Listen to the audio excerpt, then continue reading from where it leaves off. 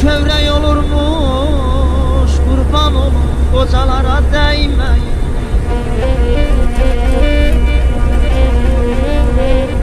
İnciyəndə gözü yaman dolurmuş, qurban olum qocalara dəyməyin, dəyməyin.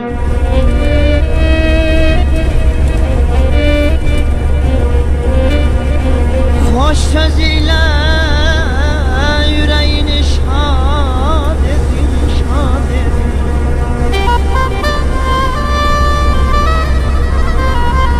Xoş söz ilə ürəyini şad edin, qoy sevinsin, qəlbini fərəh edin.